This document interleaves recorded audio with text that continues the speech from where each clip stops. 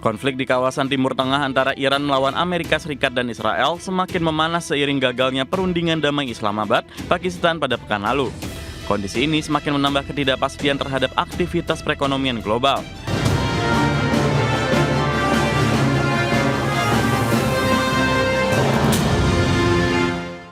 Ya, konflik di wilayah Timur Tengah yang semakin memanas dan meluas semakin meningkatkan tekanan serta ketidakpastian ekonomi global. Akibatnya, banyak pelaku usaha global maupun domestik yang memilih wait and see untuk melakukan ekspansi di tahun 2026 ini. Konflik di kawasan Timur Tengah antara Iran melawan Amerika Serikat dan Israel semakin memanas seiring gagalnya perundingan damai Islamabad, Pakistan pada pekan lalu. Kondisi ini semakin menambah ketidakpastian terhadap aktivitas perekonomian global. Apalagi disusul langkah Presiden Amerika Serikat Donald Trump yang memberikan perintah untuk memblokade Selat Hormuz. Pelaku usaha di dalam negeri pun tentunya sudah mengantisipasi transmisi dampak ekonomi global terhadap kinerja ekonomi dan iklim usaha.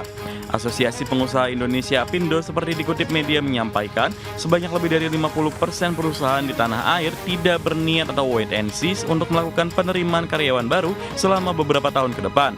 Hal ini mengingat keterbatasan ruang ekspansi hingga ketidakpastian regulasi.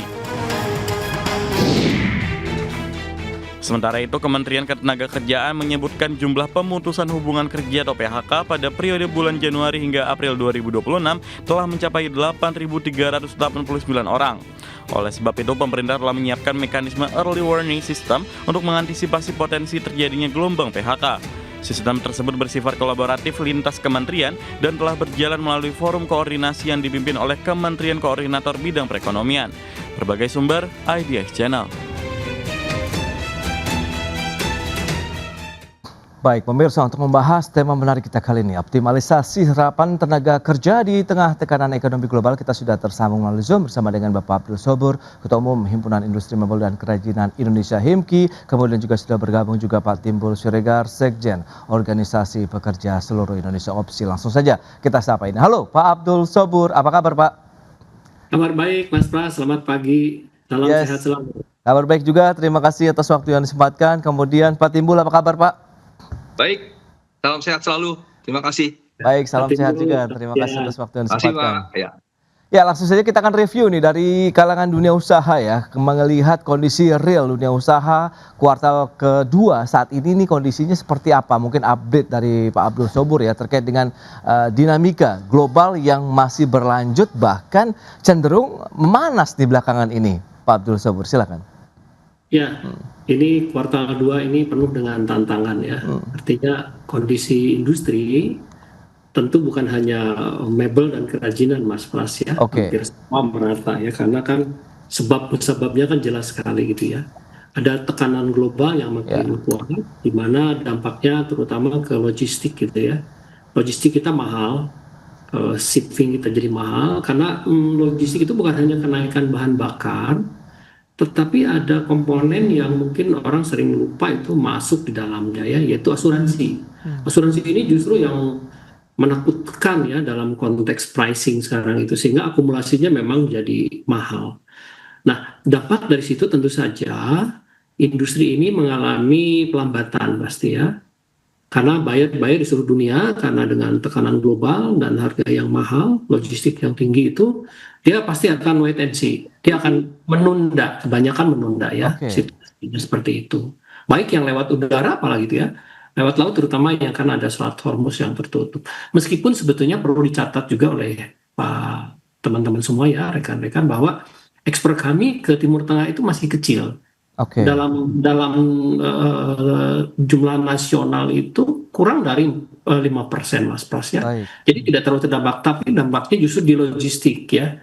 Di shipping, kenaikan harga pengiriman barang, dan juga ada sejumlah komponen-komponen yang masih kita impor ya, seperti bahan-bahan finishing misalnya ya. Dan bahan-bahan yang tidak diproduksi di dalam negeri itu memang dari luar negeri, dari impor itu juga naik.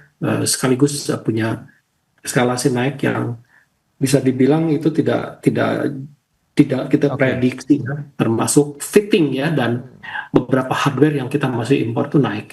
Oke, dari sisi serapan tenaga kerjanya, mengingat ini adalah industri manufaktur yang juga padat karya begitu, Anda melihat bagaimana saat ini Pak? Apakah juga ya lagi-lagi begitu masih bisa struggle atau ya sudah mulai ya sedikitlah tertahan begitu? Betul. Ya. Kita member Himki 2.500, kita minta semua mereka untuk tidak melakukan PHK ya. Oke. Kita menahan sekuat tenaga sambil kita melihat peluang-peluang, misalnya salah satu yang kita temukan kemarin perangnya cepat berakhir gitu, ternyata kan gagal. Artinya eskalasi ini. Tapi sampai kapan kita akan bertahan? Kan kemampuan cash flow terbatas ya. Di situ mungkin pemerintah bisa turun ya, dengan memberikan sejumlah insentif atau regulasi yang betul-betul bisa membuka ruang untuk supaya kita punya kayak semacam relaksasi ya dalam situasi seperti ini. Oke, itu dia ya, beberapa diharapkan begitu ada relaksasi juga dilakukan oleh pemerintah untuk kalangan industri Jadi manufaktur industri ya. padat karya jangan dibiarkan jatuh karena apa? Ya. Dia kan punya serapan tenaga kerja yang sangat besar ya. Di Betul. industri kami aja 2,1 juta lapangan kerja yang tergelar Pak ekosistem itu. Wow, Ya. oke. Bisa kita bayangkan ya kalau turun itu. Baik, itu dia 2,1 juta orang pekerja di sektor mebel dan kerajinan ini tidak sedikit begitu. Pak Abdul Sobur, atas bagaimana review dan mungkin kita ke Pak Timbul ya, tadi sudah disampaikan begitu, dan review opsi kalau dilihat dengan kondisi dunia usaha saat ini, kemudian sektor ketenaga kerjaan di tengah dinamika ya global juga seperti apa nih Pak Timbul? Ya, tentunya memang kita sangat berharap bahwa pembukaan lapangan kerja itu benar-benar real terjadi ya. Dan karena memang ini sebuah kebutuhan sekali bagi rakyat kita, pertumbuhan angkatan kerja tidak diikuti dengan pembukaan lapangan kerja kan akan terjadi pengangguran. Dan pembukaan lapangan kerja itu juga harus yang relatif formal, yang memang memberikan kepastian. Tetapi kan yang saya perhatikan pemerintah membukanya banyak di sektor yang informal. Ya, program-program pemerintah yang stimulus 8+4+5 itu juga kan bagaimana membuka lapangan kerja tapi dia sebatas informal yang tidak ada kepastian tentang upahnya, tentang jaminan sosial dan sebagainya. Nah, memang satu-satunya jalan memang investasi. Nah, kalau di kuartal pertama kan disebutkan ada sekitar 497 triliun ya yang masuk yang memang dan itu yang diharapkan bisa 620-an ribu lapangan kerja terbuka. Nah, tapi itu harusnya lebih kepada yang bersifat formal yang memang memastikan bahwa itu yang akan nanti menggerek juga mendorong sektor informal lebih luas lagi ya. Kalau formal lebih banyak kan informal ikut banyak. Nah, tapi kalau informal kan nggak formal yang masuk. Nah, jadi tentunya ini yang kita harapkan sehingga bisa menurunkan tingkat pengangguran dan setengah penganggur ya. Bahwa kita harus bicara bukan hanya pengangguran terbuka, setengah penganggur ini juga menjadi ancaman yang 11 jutaan orang ini. Nah, tentunya ini yang kita dorong bagaimana APBN juga bisa mengalokasikan untuk sektor-sektor yang produktif gitu ya, yang memang bisa menciptakan lapangan kerja formal. Misalnya terkait dengan koperasi merah putih yang dijanjikan kan juga belum jalan. Terkait dengan MBG ada beberapa hal yang SPPG juga yang ditutup dan sebagainya. Nah, saya sih sebenarnya berpikir begini ya, kita harus terus mendorong iklim investasi itu pasti. Nah, tapi jangan juga menciptakan hal-hal yang memang membuat investor itu wait and see yang tadi disebutkan. Nah, seperti misalnya restitusi pajak gitu loh.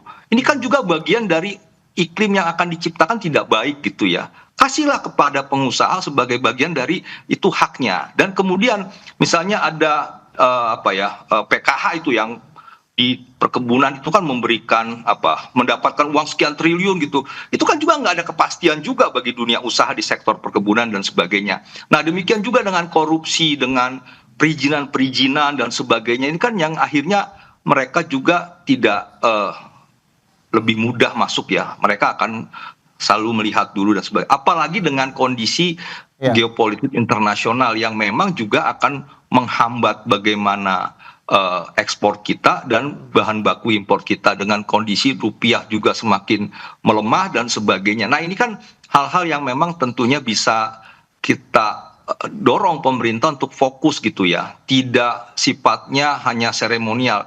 Nah, kita berharap Pak Prabowo itu jalan ke luar negeri selalu kemarin ke Jepang katanya sudah dapat 380 triliun. Ya itulah yang dorong, coba bagaimana bisa masuk ke Indonesia dalam tahun 2026 ini, sehingga investasi itu benar-benar real, jangan hanya datang klaim sekian ratus triliun tapi nggak datang gitu, dan akhirnya kita bilang ya kita nggak membuka lapangan kerja yang berkualitas, yaitu formal. Nah, tentunya ini juga nanti dikaitkan, kemarin beberapa waktu yang lalu Menteri Tenaga Kerja di hadapan di ruang Komisi 9 juga memaparkan tentang program pemagangan nasional. Kita juga melihat program pemagangan nasional kan juga tidak memberikan multiplier efek untuk pembukaan lapangan kerja yang lebih baik gitu kan. Ada skillnya tapi lapangan kerja tidak ada, ya percuma juga. Nah, ini juga yang kita dorong memang sebenarnya bagaimana juga tadi insentif-insentif untuk para pengusaha, dan tentunya yang kita dorong adalah gini, kalaupun lapangan kerja belum bisa kita naikkan secara signifikan, paling tidak kita tahan PHK-nya ini. Nah, saya teringat 1 Mei tahun lalu itu Presiden menjanjikan Satgas PHK yang memang tujuannya menurut saya baik, bagaimana membantu pengusaha-pengusaha untuk bisa dicegah PHK-nya, terutama untuk yang pilot misalnya. Nah, ini kan nggak terrealisasi sampai sekarang. Satgas PHK itu menurut saya bagus di sisi hulu untuk bagaimana yang tadinya mau misalnya ada kesulitan dalam hal ini, masuk apa yang menjadi persoalan pengusaha, apa yang menjadi hal penting untuk dibantu sehingga menghindari tutup, menghindari PHK. Nah, ini kan yang nggak dilakukan.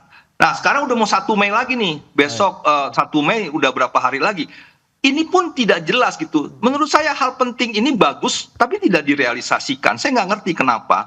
Nah, jadi memang harus ada antisipasi untuk mencegah PHK, mendukung dunia usaha sehingga mereka tetap bisa beroperasi, sehingga bisa menahan laju pemutusan hubungan kerja, dan bantulah mereka sebagai bagian dari tanggung jawab negara untuk membuka lapangan kerja yang melalui swasta gitu loh. Seperti itu. Ini menarik, nanti kita lihat seperti apa begitu. Mungkin strategi yang sudah disiapkan dari teman-teman pelaku usaha ya, khususnya dari HIMKI begitu ya, memang tadi menyerap sekitar 2 jutaan begitu tenaga kerja di Indonesia. Kita bahas lebih jauh di segmen berikutnya. Kita akan jeda sebentar Pak Abdul Sobur dan juga Pak Timbul, dan pemirsa tetaplah bersama kami. Ya, terima kasih Anda masih bergabung bersama kami dalam Market Review pemirsa. Dan berikut ini kami akan sampaikan sejumlah data. Kita akan cermati bersama seperti apa struktur ketenaga kerjaan di Indonesia. Data per November 2025 dari Badan Pusat Statistik. Ini dia. Seperti yang bisa Anda saksikan di layar televisi Anda. Ya, angkatan kerja itu mencapai 155,27 juta orang, mengalami kenaikan sekitar 1,26 juta orang. Sementara mereka yang bekerja 147,91 juta orang, ini juga mengalami peningkatan sekitar 1,37 juta orang. Sementara pengangguran jumlahnya mencapai 7,35 juta orang atau mengalami penurunan sekitar 0,11 juta orang. Itu dia data dari struktur ketenagakerjaan Indonesia. Dan selanjutnya kita akan cermati bersama seperti apa. Ini dia lapangan usaha rata-rata upah tertinggi per November 2025.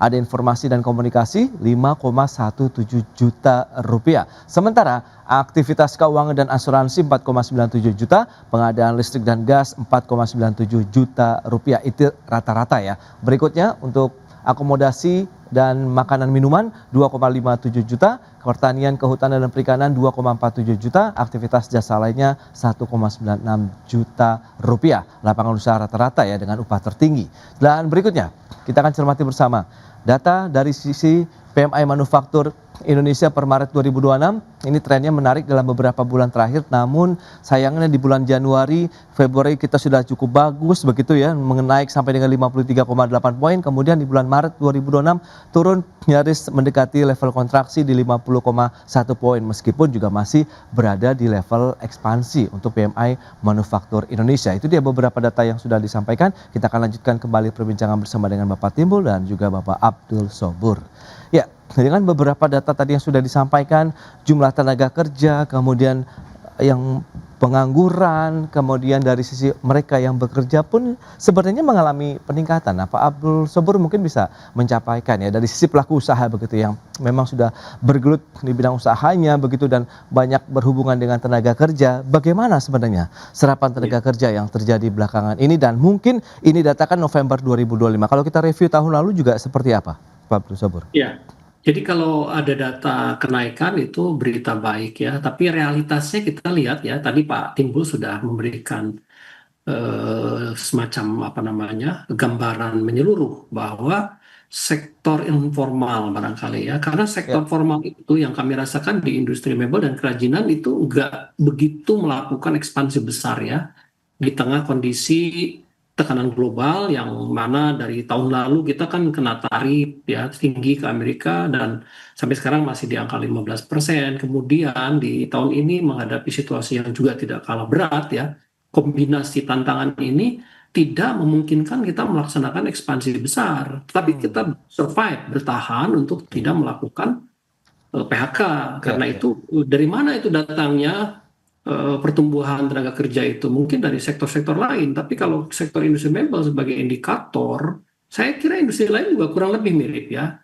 Kecuali misalnya industri-industri yang informal tadi dikatakan, saya punya keyakinan ya pasti bertumbuh. Namun tadi sektor informal ini bukan kualitas lapangan kerja yang kita maksud, kita harapkan, karena kan jaminannya itu kan tidak sebaik di sektor formal.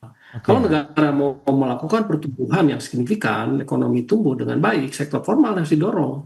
Ya, tadi kan sektor formalnya tumbuh, informalnya pasti ngikutin itu.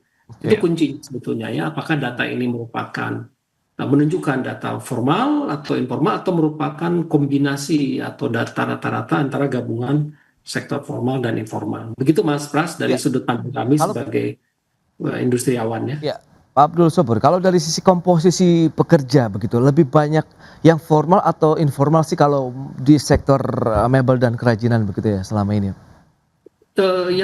Yang formal dan informal di dalam ekosistem kami itu sebetulnya pada dasarnya saling mengikat ya. Karena apa?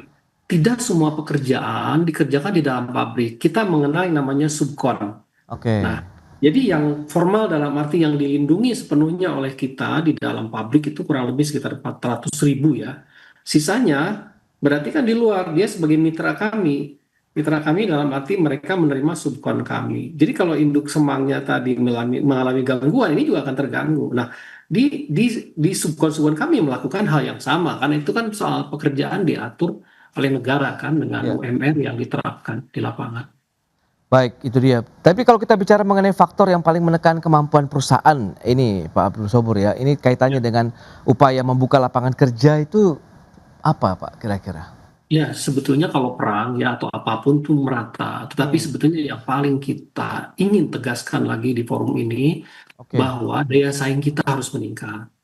Daya saing ini komponennya kan banyak, Mas. Salah satunya yang paling menonjol ini kan adalah diregulasi. Jadi pemerintah sampai hari ini belum sepenuhnya berhasil memangkas aturan-aturan yang tidak perlu untuk mendukung dunia usaha tumbuh dengan baik ya. Tadi dikatakan misalnya ya, katakanlah ada komponen-komponen seperti fiskal atau insentif yang sebenarnya bahkan hak kami misalnya soal restitusi tadi ya, harusnya pemerintah dalam hal ini, pemerintah ya, Kementerian Keuangan secara konsisten membayarkan karena itu hak kami. Jangan ada narasi kemudian itu akan ditahan karena situasi dan kondisi keuangan negara misalnya. Nggak boleh. Karena apa? Itu denyut nadi dari industri, dari kami. Karena itu cash flow hubungannya. Begitu restitusi diberikan, cash flow kita membaik. Itu lapangan kerja kan tetap kita bisa jaga. Ya, itu salah satu poinnya. Nah, pemahaman, pemikiran seperti itu harus holistik kita lihat ya. Belum lagi misalnya regulasi-regulasi yang sifatnya makro ya, dalam hal ini membangun industri kita jadi kondusifnya lingkungannya. Oke, itu dia tantangan. Komponennya banyak sekali, itu puluhan komponen. Baik, itu dia beberapa faktor lah ya membuat pelaku usaha begitu akhirnya juga masih seperti Pak Abdul Sobur sampaikan, wait and see, melihat situasi dan kondisi. Kita punya pembandingnya dengan Vietnam misalnya, Mas Pras, atau dengan negara di ASEAN mengalami pertumbuhan yang sangat dahsyat ya di Vietnam itu. Bisa jadi misalnya di atas 8-10% gitu ya. Kenapa gitu ya? Kita tidak melakukan hal yang sama. Karena kan kita punya jumlah manusia lebih besar, bahan baku kita juga punya, kekayaan alam kita cukup. Berarti apa? Di situ juga punya regulasi berarti itu. Ya. Baik. Kita punya kemampuan lebih baik dalam hal Pak Timbul, lantas bagaimana pandangan Anda begitu dari sisi pekerja begitu menyikapi kondisi saat ini, kemudian juga berarti memang ya ada pergeseran begitu ya, perubahan kebutuhan industri dengan tantangan global tadi begitu Pak Timbul?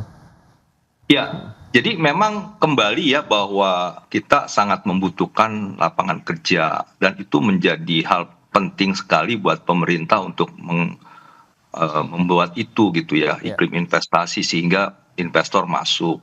Kalau kita bandingkan Agustus 2024 sampai Agustus 2025 kan terbentuk 1,9 juta lapangan kerja. 200.000 itu pekerja formal, 1,6-nya itu pekerja informal. Kita tunggu nih Agustus 2025 sampai Agustus 2026. Biasanya kan BPS ngeluarin tuh di Februari dan Agustus ya, kita lihat Agustus nanti. Nah Agustus berapa? Agustus 2025 sampai 2026 nanti. Berapa pekerjaan formalnya, berapa pekerjaan informal? Yang menurut saya masih terus juga didominasi oleh pencipta lapangan kerja informal dan sangat minim gitu untuk yang formal. Nah ini juga tentunya kan bisa dilihat dengan kondisi sekarang. Tadi disebut PMI, Purchasing Manager Index itu kan, Manufacturer Index itu kan sebesar 50,1. Dia ekspansi tapi cenderung stagnan gitu kan.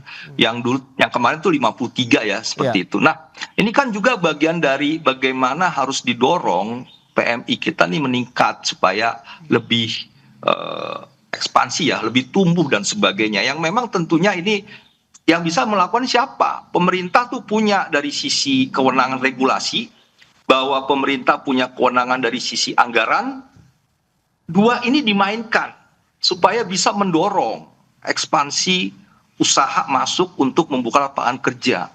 Jangan juga anggaran, regulasinya juga nggak jelas, anggarannya juga banyak yang dialihkan untuk program-program yang nggak produktif gitu, yang akhirnya banyak menghasilkan ketidakproduktifan. Misalnya apa hasilnya ya, kalau kita bicara dengan entropi budaya ya, kita tuh cukup tinggi ya, yaitu berapa usaha, berapa energi yang dikeluarkan, berapa yang didapat, itu nggak seimbang, lebih banyak yang dikeluarkan gitu ya. Seperti misalnya 200 triliun ditaruh di bank negara, kan juga nggak mendapat respon positif dari dunia usaha untuk mengambil itu sebagai modal. Karena apa? Suku bunganya masih tinggi juga. Bagaimana coba ada sisi menambah uang di perbankan, bisa disalurkan, ya apa insentif lainnya? Ya suku bunga, kan begitu. Yang memang juga dikhususkan misalnya untuk tadi usaha-usaha yang sedang mau menurun, yang sedang mau ekspansi, kita dorong supaya yang mau menurun tidak jadi PHK, yang meningkat kita dorong supaya lebih. Dan ini menjadi bagian penting bagaimana instrumen negara itu bisa masuk, bisa real terjadi di lapangan kerja kita gitu. Nah ini kan persoalan yang harus kita dorong kepada pemerintah, karena nggak ada pemerintah yang lain selain pemerintah kita. Tadi Vietnam, negaranya mendukung sampai dia bisa menciptakan 8,01% pertumbuhan ekonomi, jauh di atas kita yang 5,11%. Ini kan persoalan bahwa kita lebih hebat sebenarnya dari Vietnam, tapi mereka menyusul dengan sangat cepatnya, kan begitu. Ya kebijakan pemerintah. Pemerintah itu mengambil peran yang sangat penting, yang sekarang menurut saya dari sisi anggaran, dari sisi regulasi, dari sisi penegakan juga nggak jelas gitu, yang akhirnya begini gitu. Baik Pak Timbul ya, kita akan lihat nanti seperti apa strategi dari dunia usaha juga ya untuk menyikapi saat ini, bagaimana menjaga serapan tenaga kerja tanpa juga harus melakukan PHK seperti sudah disampaikan oleh Pak Abdul Sobur di awal, bahwa kita masih mencoba struggle untuk menahan tidak ada yang dirumahkan sambil tetap melakukan produksi begitu ya di tahun 2026. Kita bahas lebih lanjut di segmen berikutnya, kita akan jeda kembali sebentar Pak Abdul Sobur dan Pak Timbul, dan pemirsa tetaplah bersama kami. Baik pemirsa, kita lanjutkan kembali perbincangan menarik ini bersama dengan Bapak Abdul Sobur, Ketua Umum Himpunan Industri Mebel dan Kerajinan Indonesia, kemudian juga ada Bapak Timbul Siregar, Sekjen OPSI.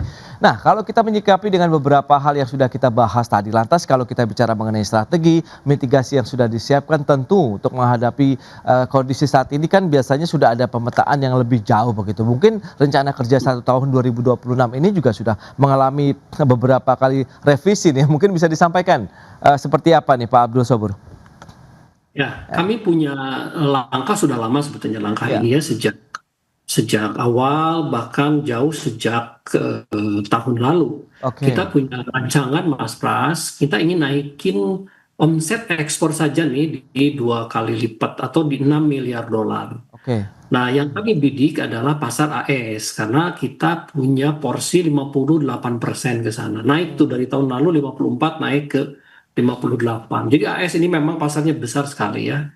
Untuk industri mebel dan kerajinan itu diprediksi mencapai di atas 200 miliar dolar ya. baik untuk di Amerika Serikat maupun yang dijual ke luar Amerika. Nah, kalau kita naikin di angka 6 miliar dolar, sebetulnya kalau masuk ke Amerika Serikat itu bisa diserap. Kecil sebetulnya. Namun kita berhadapan dengan lawan-lawan kuat di sana seperti Cina, kemudian Vietnam yang paling perkasa ke sana kan, ada Meksiko, ada Kanada, ada Thailand, Malaysia, ada India, ada Italia ya. Sekarang yang sama-sama memperebutkan pasar AS. Nah, Great Strategic Plan kami mengarah ke 6 miliar dolar. Kalau ini bisa dicapai dalam semester terakhir lah katakanlah 2030, ini kan lapangan kerja pasti tergerak lebih banyak, Pak. Ya, untuk itu kita lagi intensif membangun hub ke sana. Kita akan coba penetrasi dengan membangun kayak semacam representatif kita di sana ya. Jadi bukan hanya mengandalkan pameran, kita sudah punya pameran efek ya, cukup kuat sekali. Tapi nggak cukup. Dalam perjalanan ke depan kita tidak cukup ya. Kita harus melakukan ekspansi langsung ke target market. Ya. Nah, di luar itu tentu juga ke Eropa kita sedang jajaki karena nanti katanya kan juga akan ada CEPA di mana tarif ke Eropa itu kan menjadi lebih kecil atau bahkan bisa nol. Kemudian juga ke Kanada, tarif kita kan juga sudah nol sebetulnya. Ke Australia ya. Jadi negara-negara yang secara geopolitik masih aman, tidak ada risiko apapun, kita tetap harus masuki itu ya. Baik, itu dia beberapa negara yang tengah disasar ya, Eropa, Kanada, dan tetap fokus masih pasar utamanya di Amerika Serikat, begitu ya Pak Abdul Sabur ya.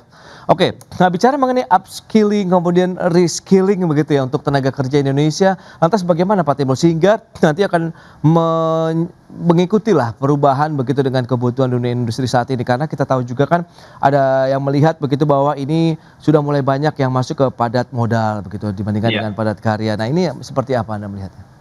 Ya, itu keniscayaan ya, padat modal, padat teknologi itu akan menjadi dominan dan tentunya skill yang harus disediakan oleh pemerintah kita ya harus memenuhi kebutuhan dunia usaha, dunia industri untuk yang padat modal dan padat teknologi tersebut. Makanya pemagangan nasional saya menyambut baik, tetapi memang harus jelas juga bahwa ini tidak hanya untuk lulusan perguruan tinggi saja gitu ya, bisa dibuka untuk yang SMA dan sebagainya, dan alokasinya harus lebih besar lagi, dan ini yang kita dorong supaya industri yang masuk bisa kita penuhi apa kebutuhan SDM-nya. Nah, jadi program-program ini harus kita terus dorong ya, upskilling, reskilling dan sebagainya. Nah, ada program demikian juga di jaminan kehilangan pekerjaan, tapi menurut saya nggak maksimal, masih sedikit ya.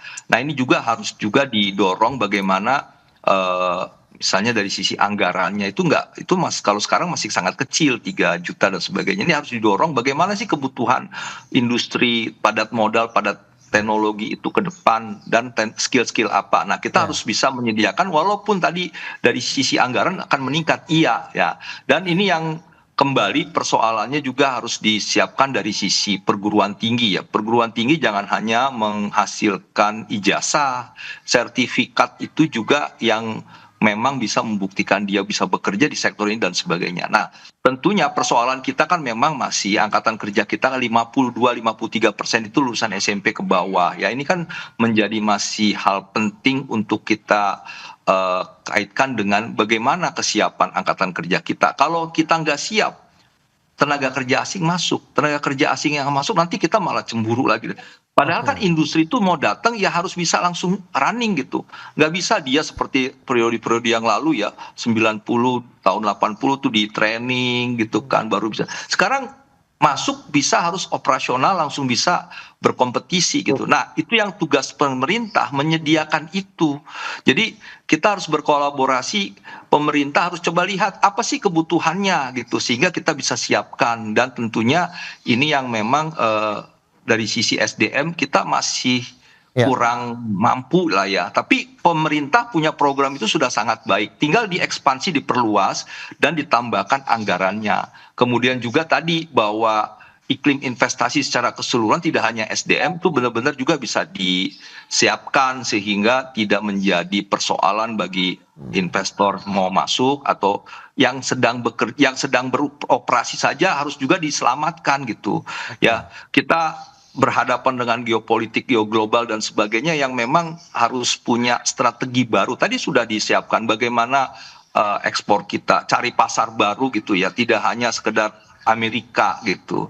Nah, tapi bagaimana Eropa, Australia dan sebagainya. Nah, ini tugasnya duta-duta besar nih, kalau targetannya nggak tercapai ganti gitu aja. Ini kan duta besarnya administratif gitu loh, bukannya yang sifatnya bisa memastikan ada pasar baru di sana yang memang bisa mendukung industri kita dan sebagainya. Nah, ini yang penting buat kita untuk pasar luar, demikian juga pasar di dalam negeri dan sebagainya. Baik, itu dia Pak Timbul, cukup banyak sekali nampaknya PR-PR yang harus segera dituntaskan ya untuk saling bergandengan ya, baik dari pelaku usaha industri begitu maupun pemerintah dan juga mungkin para pelaku usaha dan juga ekonom dalam menyikapi kondisi seperti saat ini, mungkin juga dengan teman-teman pekerja seperti Opsi, sehingga mereka dan kita bisa lebih siap lagi ya menghadapi tekanan global dengan peningkatan dari sisi skill, kemampuan tenaga kerja Indonesia dan bisa segera juga terserap di industri yang membutuhkan. Baik, Pak Abdul Sobur, Pak Timbul, terima kasih banyak atas informasi, update dan juga insight yang sudah diberikan. Selamat melanjutkan aktivitas Anda kembali. Salam sehat. Sampai berjumpa kembali Pak Abdul Sobur, Pak Timbul. Terima kasih. Terima kasih Pak Sobur. Terima kasih.